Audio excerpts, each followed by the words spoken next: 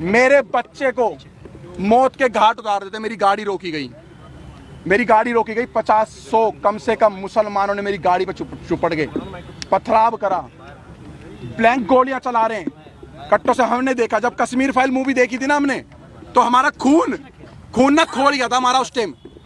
लेकिन जब हमारे ऊपर भी थी ना, तो मुझे पता है मैंने नन्हे से 1.5 साल के बच्चे को कैसे बचाया है। मैं मर जाता, मेरा बच्चा मर जाता, या मेरी वाइफ मर जाती, अगर भगवान मेरा राम अगर मुझे बचा देता ना, तो मैं इस देश के संविधान, इस देश के कानून को साइड में कर देता। अगर मेरा बच्चा मर जाता, जहां पर इस देश का संविधान हमारे बच्चों को और हमारे परिवार को, सनातन को नहीं बचा सकता, जहां पर ये पुलिस आर्मी और हमारे देश को नहीं बचा सकती, आईपीसी धारा ही नहीं बचा सकती, जहां पर पुलिस वालों पे गोली चल रही है, जहां पे बड़ी बड़ी अधिकारियों को मेवात जैसे एरिया में डंपरों से कुचल दिया जाता है, तो वहां पर इतनी बड़ी यात्रा हो रही थी, 1 से 1.5 लाख व्यक्तियों की, सनातनियों की पूजा करने जा रहे थे, आराध्य करने, अपने आराध्य भोले शंकर जी की। तो वहां पर आर्मी कहां गई, आपकी पुलिस प्रोटेक्शन कहां गई? 500 पुलिस वालों से 1.5 लाख बंदों की सुरक्षा आप करवा रहे थे। मैं आपको सच बता रहा हूं, मैं कोई आपको झूठ नहीं बता रहा। जब मेरी गाड़ी में आप गाड़ी में कितने लोग थे, किस तरीके से, कितने बजे की गाड़ी में हम 7, अचानक क्या हुआ वो बताइए। हम लोग 7 से 8 जने थे। जैसे ही हम लोग बरगली चौक वाले रोड पे जैसे ही हम लोग आगे की तरफ बढ़ते हैं, तो हमें दिखता है कि कुछ लोग बाइक के पास खड़े हैं, 6-7 बंदे बाइक ठीक कर रहे हैं। हमें थोड़ा सा शंका हुई कि 6-7 बंदे बाइक ठीक कर रहे हैं। आगे एक ऑटो, कम से कम 10-15 बंदे ऑटो ठीक करने में लग रहे हैं। एक ट्रक, एक डंपर के आगे उन्होंने बाइक को लिटा रखा और ट्रक वाले की गर्वान पकड़ रखी है। सब एक प्री प्लान था कि एक हवा बना रहा था कि भाई लगे किसी को कि हम लोग ये हादसे में खड़े हो, लेकिन वो हादसे में नहीं थे। वो पूरा एक फ्रेम बना करके घेरने की इंतजार करते, जितने अंदर जा रहे हैं जाने दो, उसके बाद एक एक की लाश वहां से निकलती। 70 से ज्यादा गिरफ्तारी हो चुकी है, क्या लग रहा है? 70 से ज्यादा लोग थे, लाखों आदमी इसके अंदर इन्वॉल्व है, लाखों आदमी। और मैं खट्टर साहब का, मैं बीजेपी का विरोध नहीं कर रहा, मैं कांग्रेस का विरोध नहीं कर रहा, मैं किसी पार्टी का विरोध नहीं कर रहा हूँ। मैं साफ खट्टर साहब का विरोध करना चाह रहा हूँ आपके चैनल के माध्यम से। लेकिन नहीं, मेरी बात सुन लो पत्रकार साहब। खट्टर साहब का एक बयान आया है कि हमने आधे घंटे या 1 घंटे के अंदर पुलिस भेज दी, सारा का सारा फेलियर और झूठ बात है। 3 घंटे तक उस मंदिर पे भी नहीं पहुंची थी, मंदिर के अंदर भी गोलियां चली। गाड़ी लेकर निकले, कहाँ गए? बरगली चौक। अपने आप को, अपने बच्चे को, अपनी पत्नी को, जो लोग थे उनको बस भागते रहे। जहां पर हिम्मत टूटी, वहां पेट्रोल पंप दिखा, पेट्रोल पंप में गाड़ी घुसेड़ दी। मैं उन अंकल जी का एहसान जिंदगी भर नहीं भूलूंगा, मेरे को और मेरे परिवार को, और उन्होंने मेरे पीछे बैठे हुए व्यक्ति को, जो किसी के बच्चे थे, किसी माँ के लाल थे, उनकी माँ की आंखों की टकटकियां लगी हुई थी, मेवात में मेरे बच्चे गए, वहाँ पर हमला हो रहा है। उन अंकल का धन्यवाद करना चाहूँगा। अंकल ने बोला डरो मत, गाड़ी यहाँ लगाओ, किसी माई के लाल में दम नहीं है जो इस पेट्रोल पंप की सीमा पार कर जाए। पेट्रोल पंप पे आए और रेकी कर रहे थे बाइक और कार से पेट्रोल पंप के सामने कि हाँ यहाँ ये लड़ फंसे हुए हैं ये सारे के सारे। और हमने भगवा, यही कपड़ा चेंज नहीं हुआ मेरा कल से, यही कपड़ा है मेरे पास, यही। इसको देख के टारगेट कर रहे थे कि अगर वो सारे का 200-250 की संख्या में आ जाते तो हमें पेट्रोल पंप पे ही मार देते, तो पेट्रोल पंप पे भी आग लगा देते। गोली भी चली? मेरी गाड़ी पे गोली नहीं चली, मेरी गाड़ी के सामने से बिल्कुल गोली गई, हवा में गोली फायर करी उन्होंने कट्टों से। और ऐसे वेपन उनके हाथ में थे जो दिल्ली पुलिस के भी हाथ में ऐसे हथियार नहीं थे, आर्मी वालों के पास भी नहीं होंगे। मैं कहा दिल्ली पुलिस, हरियाणा पुलिस के हाथ में ऐसे हथियार नहीं थे, इतने बड़े बड़े आतंकवादी हैं सारे के सारे। मैं आपको बता देता हूँ शुरुआत कहाँ से हुई है। हम फरीदाबाद से जब निकले हैं अपने वाहन से, इनकी गाड़ी हमारे से आधा घंटा लगभग पीछे थी, आधे से पौन घंटा, किलोमीटर के हिसाब से नहीं बता सकता, मगर जिस समय हम लोग वहां से जा रहे थे, रास्ते में हमारी गाड़ी के पीछे 2-3 बाइक वाले लगातार चल रहे थे, जो फरीदाबाद से नूह और मेवात तक थे। हमें शक तो हो रहा था कि शायद हमारा पीछा करा जा रहा है, हमारी रेकी हो रही है। हमारी किसी भी टीम के पास किसी तरीके का कोई भी ऐसा सामान और ऐसी चीजें नहीं थी। अगर होती तो हमारे पास महिलाओं और बच्चों को हम नहीं लेके जाते। केवल शोभा यात्रा थी, जो पिछले कई वर्षों से वहां पर शोभा यात्रा चलाई जा रही है, और शोभा यात्रा में जल चढ़ाया जाता है, पूजा पाठ करी जाती है, और उसके बाद उन मंदिरों से अपने अपने स्थान वापस जाया जाता है। मगर वहां पर जिस तरीके से भीड़ थी, सबके कानों में छोटे वाले वो ईयरबड लगे थे। हमारी बाइकों के साथ भी जब हमारी बाइकें रुकी है, कुछ काफिले में 4-5 गाड़ियां रुकी है, हमारी गाड़ियों के साथ एक बाइक वाला रुक के गया है, जिसने ये बताया है, वहां पर सबने देखा है कि कुछ लोग यहाँ भी रुक गए हैं, भेजो। जब हमारे को बोला गया कि ना तो आप यहाँ से निकल जाओ, पीछे पत्थरबाजी हो चुकी है, और मेरे पास एक वीडियो भी है जब हम लोग वहां से निकले हैं, मैं अभी वो क्लिप नहीं दिखा पा रहा मोबाइल में। उस वीडियो में उस व्यक्ति ने साफ बताया कि सर यहाँ से आप चले जाओ, वहां पर प्लान बन चुका है कि कुछ लोग आगे फंसे हुए हैं, वो आ रहे हैं, और वो व्यक्ति ने खुल के बताया, मगर मेरी बाइक का नंबर मत दिखाओ। दूसरी बात यह है, हमारे आसपास से पत्थरबाजी हुई है, वहां पर बुजुर्गों ने चलाए हैं, महिलाओं ने चलाए हैं, सबसे बड़ी बात यह है कि ये बच्चों को पहले टारगेट करते हैं, छोटे बच्चों को आगे लाते हैं, जिससे उनकी जमानत हो जाए, उनको जज के आगे पेश करके ये दिखाया जाए कि ये एक बच्चा है, ये बालक है, ये भावनाओं में आकर अपनी सुरक्षा में फेंकना शुरू कर चुका है।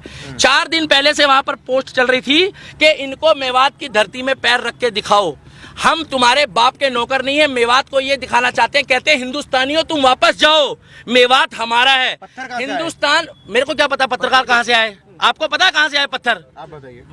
मुझे क्या पता कहां से आए, कैसे पत्र, इसी पत्रकारिता के चक्कर में जो है ना मजाक बना हुआ है। एक मिनट रुक जाओ भाई साहब, इसी पत्रकारिता के चक्कर में पत्थर उनकी छत पे थे, तो मुझे क्या पता किसका लेंटर तोड़ के लेकर आए वो। चौथी मंजिल से पत्थर कहां जाएंगे, कौन एक ईंट उठा के चौथी मंजिल में जा रहा है? बाइक का शोरूम लूटा जा रहा है, हिंदुओं की दुकानों को टारगेट किया जा रहा है, और केवल वहां पर जब दिख रहे हैं मुसलमान, एक जगह कहा जाता है मुस्कुराइए आप लखनऊ में हैं, और एक जगह कहा जाता है बच के रहिए आप मेवात की नगरी में हो। ये फर्क देखा जा रहा है। पूरी तरह से फेलियर था, बिल्कुल फेलियर था। अगर अनिल विज की वहां पर 700 पुलिस थी, 700 पुलिस उन्होंने बताया है, उनके हाथ में हथियार थे जो सरकारी होते हैं संविधानिक तौर पे, वो सारे बेकार थे, बोकस थे, कहीं कोई लाठीचार्ज नहीं हुआ, वो मूक दर्शक थे। आपके पास वीडियो क्लिप है, आप देखिए। और अगर ये लोग वहां डटकर खड़े नहीं रहते, हिंदू ये वहां लड़ने नहीं गए थे, ये पूजा पाठ करने गए थे, जितने हमारे सनातनी भाई है इनका बहुत बुरा हाल होता। और मैं आपको गारंटी दे रहा हूं, जो सरकारी आंकड़े अभी आ रहे हैं वो सरकारी आंकड़े ठीक नहीं है। अच्छा, घटना का सारा ठीकरा मोनू मानेसर पर फोड़ा जा रहा है। वो तो बोलने को तो मोनू मानेसर पे ठीक है, कश्मीर का भी फोड़ दो, फिर अगर मोनू मानेसर ने करा तो पश्चिम बंगाल में भी फोड़ो, हरियाणा में भी फोड़ो, उत्तर प्रदेश में भी फोड़ो, और आपका क्या नाम है जो मणिपुर में घटना हुई उसके लिए भी बोल दो। मोनू मानेसर का उस घटना से क्या लेना था? ना मोनू मानेसर हमारे साथ था, और ना हमारा सनातनी होने के नाते उस समय कोई मतलब था। हमारा मतलब केवल इतना था कि एक शोभा यात्रा थी, जिस तरीके से मुहर्रम में सारे मुस्लिम एक होकर, जब यहाँ पर इन्होंने खुद नागलोई में दंगा करा, वहां कौन मोनू मानेसर था? वहां कौन सी आरएसएस की साजिश थी? वहां किसने बोला कि मोनू मानेसर का नाम लिया गया? अरे वो तो आपस में ही भिड़ गए। और भाई साहब, कलाम की सोच वाले हिंदुस्तान में मुस्लिम घट गए हैं, कसाब की सोच वाले बढ़ गए हैं। लिख के ले लो, 2024 में अगर मैं अभी भी कह रहा हूं कि बीजेपी को वोट मत दो, केवल उस व्यक्ति को वोट दो जो हमारे धर्म के लिए, क्या कर रहे हो भाई, जो हमारे धर्म के लिए बात करे, जो हमारे धर्म के लिए बात करे, जो सनातन धर्म के लिए बात करे। आज उत्तर प्रदेश में हिंदू की बेटी हो, मुसलमान की हो, सिख की हो, ईसाई की हो, 3 दिन पहले मुझे खुशी हुई कि अगर वहां पर कांवड़ यात्रा के दौरान भी कांवड़ियों ने कुछ उपद्रव मचाया तो योगी मॉडल ने वहां पर उनके ऊपर भी कार्रवाई करी है।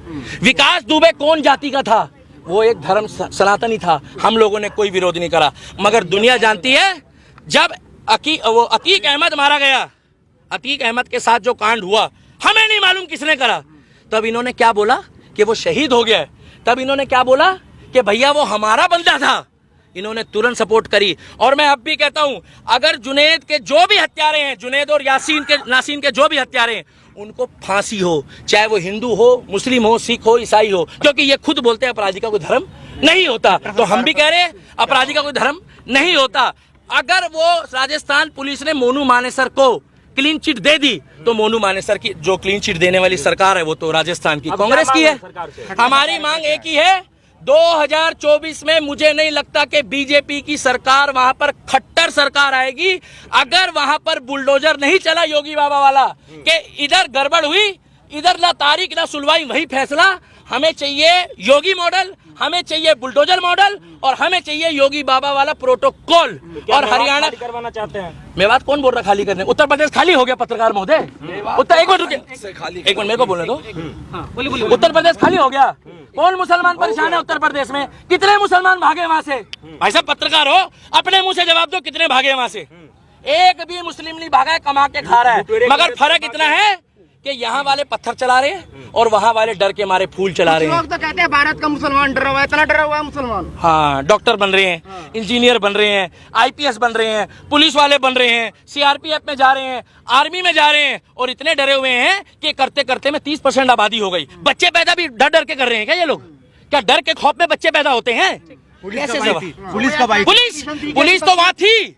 अरे कैसी बातें कर रहे हो? पुलिस तो हमारे सामने थी। हाँ। ये पूछो कि और बल कब आया है? कब आया? और बल जब आया है जब वो वहाँ पर पूरा माहौल खराब हो चुका था। हाँ। जब वहाँ पर लोग मारे गए, वहाँ पर, एक मिनट लास्ट बात बोलना चाहूंगा, 2024 में हरियाणा वालों हाथ जोड़कर सुन लो, सभी एडिटर को कह रहा हूँ, डॉक्टर, इंजीनियर, प्रोफेसर, आईओ, जज साहब जो मेवात में हुआ है वो मेवात फाइल बनने की तैयारी कर दी थी इन लोगों ने, उसमें कुछ छोटी मोटी खामियां रह गई।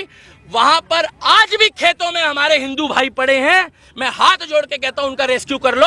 आज की पोजीशन में भी अगर रेस्क्यू नहीं करा तो कल तक वहां से बहुत खबर आएगी। और 24 में जो सरकार चुनोगे, हमें कोई मतलब नहीं बीजेपी को वोट मत दो या मत दो, निर्दलीय को जिता देना, मगर जो हमारे सनातन धर्म और हिंदू धर्म की बात करेगा केवल उनको जिताना।